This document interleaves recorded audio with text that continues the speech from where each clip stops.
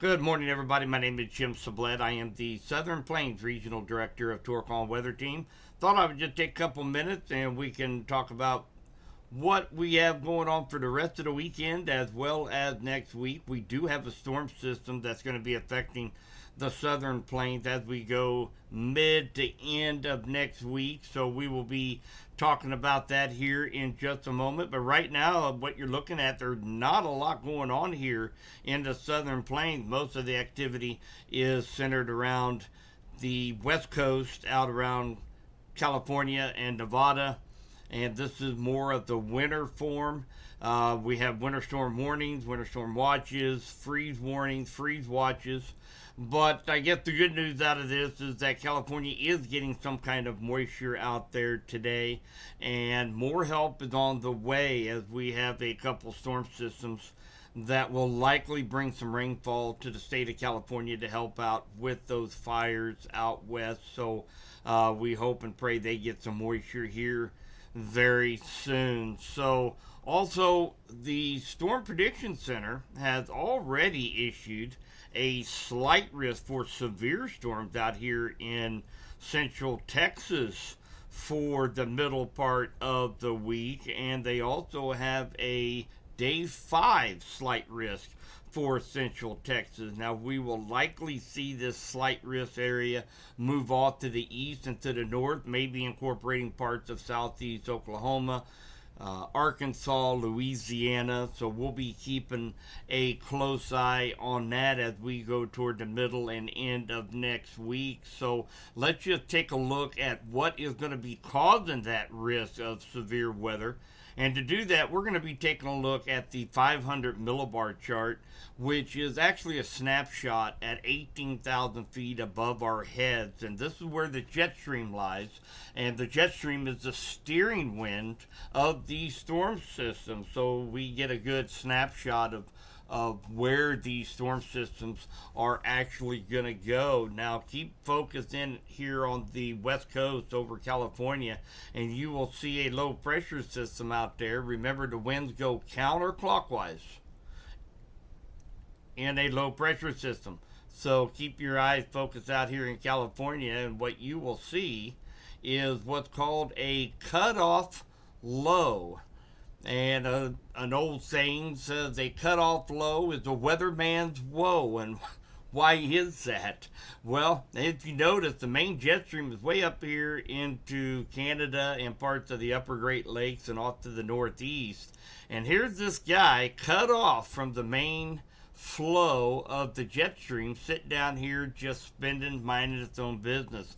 Well, unfortunately, we don't know exactly where this low pressure is going to go. That's what makes it such a headache or such a woe for the weathermen out there, because we're not exactly sure how this thing is going to react out here all by itself. But as we continue through the week, you will notice it will be starting to be pushed off to the east.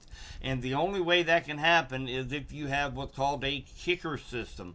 A kicker system is another low pressure system or a high pressure system that forces that cutoff low to move. And if you notice, it moves it right over to the central plains.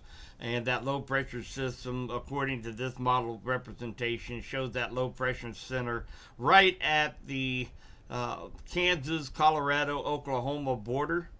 And then if you look right down here on the southeast quadrant of that low pressure system, we kind of have what's called a max right down here into central Kansas, and that's where you're going to find the best lifting and the best ingredients for the possibility of strong to severe storms. Hence, that is why the Storm Prediction Center this far in advance have already set up a slight risk for this area for the 2 days. Now, one thing that we need to keep an eye on is I'm not sure if there's going to be enough cold air that will work into this storm system, but we are watching for the potential of some wintry precipitation in parts of Kansas, Colorado, Oklahoma, and maybe even southwest Missouri if enough cold air is able to penetrate the storm system and get pushed into this storm, we might be dealing with a winter storm in parts of the Central Plains as well. But we are, a few days out from this. So remember, models show us what could happen, not what will happen. So be careful when you're out there on social media. I've seen several already, some posts from, say, other meteorologists, other forecasters, some weather groups that are showing a huge winter storm for the Central Plains. And this far out, guys, we have to kind of we have to educate ourselves. Listen, there's a lot of different ways that this can go down. Is there going to be enough cold air that will penetrate? Is there going to be enough moisture? We're until we get about 72 hours or so away from the actual storm system affecting the Central Plains, we can start to use these short-term models in which they sample real-time data. We can really get a handle on this storm system. And again, with it being a cutoff low, we're not 100% sure, and the models aren't 100% sure exactly where this thing is going to set up. So need to be careful not catch modelitis, is what we call that. If you catch that bug, modelitis, then you're liable to spread some anxiety and some fear to people who might not be looking forward to severe weather or a snowstorm as much as what you are. So we have to be careful. And again, we should have more information and have a better grip on this as we go into Monday, Tuesday time frame, and we'll make sure to update all that right here at Torque On Weather Team. And make sure you guys follow all of our social media platforms and our website at www.torqueonwxteam.com. We have all kinds of information on there, including interactive radar. We have podcasts, we have educational tools, and links to all of our social media platforms. So make sure you check that out, as well as our YouTube channel and our Facebook group.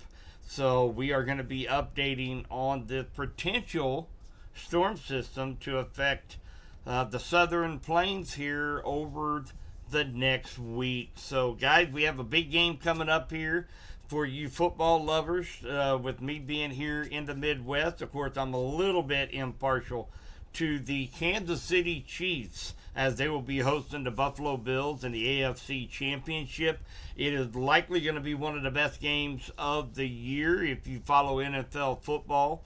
Hats off to both of these teams. Of course, I am a little impartial to Kansas City Chiefs, but I do believe that Josh Allen is one of the best quarterbacks in the league right now. So this ought to be a great game to sit back, relax, get some munchies, and watch a good football game this evening. And of course, we got Philadelphia Eagles and Washington. Man, that's going to be a killer game as well. As Jaden Daniels, surprising upcoming rookie, is taking the bull by the horns, and he's playing exceptionally well and exceptionally smart, and taking on Jalen Hurts and the Philadelphia Eagles team. Very, very strong team as well. So two great games today, guys, and we're going to have great weather over 3/4 of the US of A to be able to enjoy these games today. So stay weather aware. Remember, check back for updates as we go into next week for that potential of this storm system that could be affecting us middle to end of next week. Take care, guys.